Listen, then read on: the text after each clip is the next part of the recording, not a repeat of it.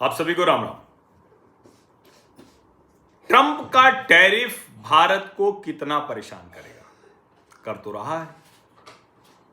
अब ट्रंप का टैरिफ कल से लागू भी हो जाएगा अगर कुछ बहुत चमत्कारिक न हो गया तो।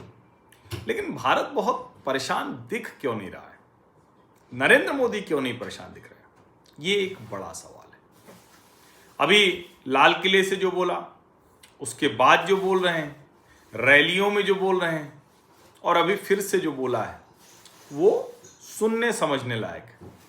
अभी भारतीय जनता पार्टी अभियान लेकर आ गई है, और सिर्फ भारतीय जनता पार्टी नहीं लेकर आई, राष्ट्रीय स्वयंसेवक संघ का स्वदेशी जागरण मंच फिर जाग गया है। और फिर से वो लोग कह रहे हैं कि सिर्फ स्वदेशी का उपयोग करिए। और कोई कह सकता है कि भाई सब कुछ तो इतना विदेशी आ गया है, इतना कुछ हो गया है, तो भाई जो कंपनियां हैं स्वदेशी में, मेड इन इंडिया, यानी जो भारत में बन रहा है उसको। अब मोदी जी ने अभी क्या कह दिया? वो कह रहे हैं कि भाई देश के लोग मेड इन इंडिया को अपनी प्राथमिकता में रखें। आपको जो गिफ्ट देना है, डेकोरेटिव आइटम देना है, या किसी भी तरह से कोई कार्यक्रम है, कोई आयोजन है, कहीं निमंत्रण है, तो आप कोशिश कीजिए कि मेड इन इंडिया, भारत में बना हुआ ही सामान बेचें। हमारा अपना बिजनेसमैन हो, हमारे यहां जो बिजनेस कर रहा है वो हो। यानी जो मैं कई बार कहता हूं ना, ठेंगड़ी जी कहा करते थे, दत्तोपंत ठेंगड़ी जी, कि विदेशी का स्वदेशानुकूल, स्वदेशी का युगानुकूल। तो बड़ा स्पष्ट है। तो अब ये नरेंद्र मोदी इसको अभियान के तौर पर दे रहे हैं। वो कह रहे हैं कि आप जो कुछ भी स्वदेशी बन रहा है, हमारे यहां का बिजनेसमैन जो है, उपहार वही जो भारत में बना हो, भारत के लोगों द्वारा बनाया गया हो। अब इसको आप समझिए, मेड इन इंडिया में शर्त लग गई है कि भारत में बना हो, भारत के लोगों द्वारा बनाया गया हो। त्योहारों में हम जो भी खरीदारी करें, जो भी गिफ्ट दें, घर की साज सज्जा के लिए जो भी सामान लाएं, वो सब मेड इन इंडिया हो। और वो जीएसटी रिफॉर्म की बात कर रहे हैं, बड़ी लड़ाई, बड़ी तैयारी हो रही है। तो अब ट्रंप ने अगर टैरिफ हटा दिया तो बहुत अच्छा, नहीं हटाया तो भी अच्छा, क्योंकि हमने अपनी तैयारी पूरी कर ली है। नरेंद्र मोदी ने अपनी ये तैयारी पूरी कर ली।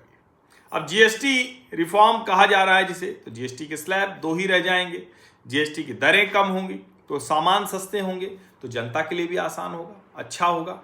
अब जनता के लिए अच्छा होगा, उसमें छोटे और मझोले उद्योग, एमएसएमई, वो बड़ा शानदार होगा। समझिए, वो बहुत अच्छे से उसका लाभ ले पाएंगे।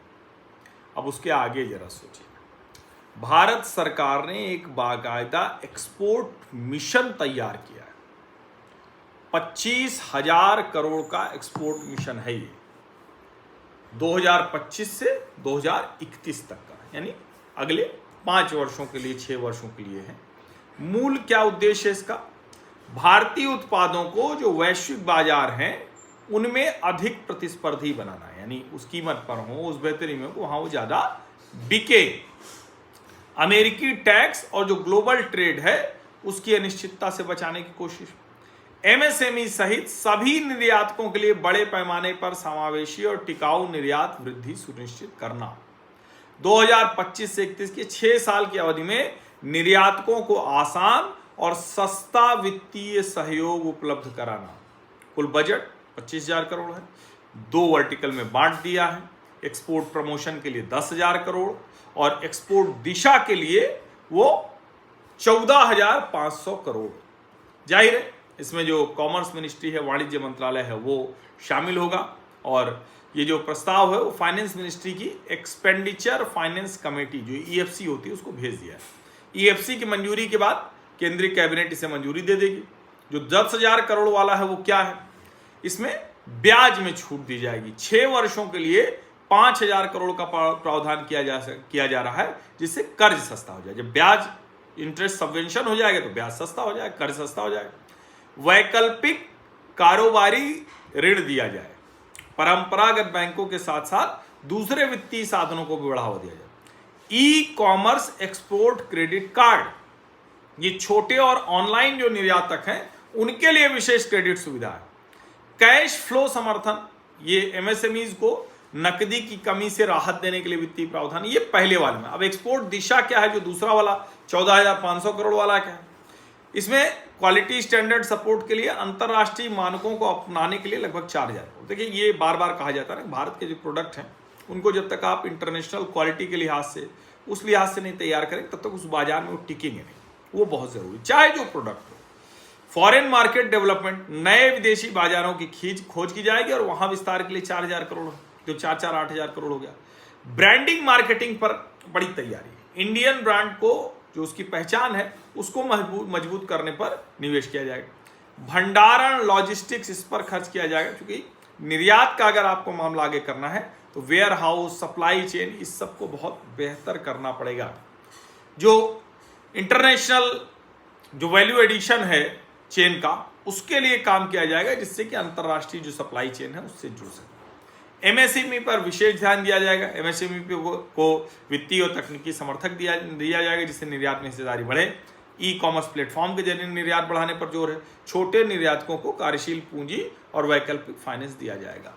अब अगर ये सब होगा तो भारतीय उत्पाद आसानी से इंटरनेशनल मार्केट में, अंतर्राष्ट्रीय बाजार में दिखेंगे, उनके प्रतिस्पर्धी हो जाएंगे, वैश्विक वैल्यू चेन का हिस्सा हो जाएंगे, और ये सब होगा तो जो मेड इन इंडिया है उसके जरिए हम और ज़्यादा समृद्ध होंगे। और सबसे अच्छा क्या होगा, हम फुल प्रूफ हो जाएंगे। ये जो ट्रम्प टैरिफ थ्रेट बार बार करते रहते हैं, इससे हम बाहर आए।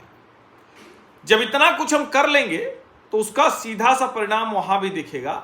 जो ट्रम्प ये टैरिफ थ्रेट कर रहे हैं, कितने समय तक कर सकते हैं, और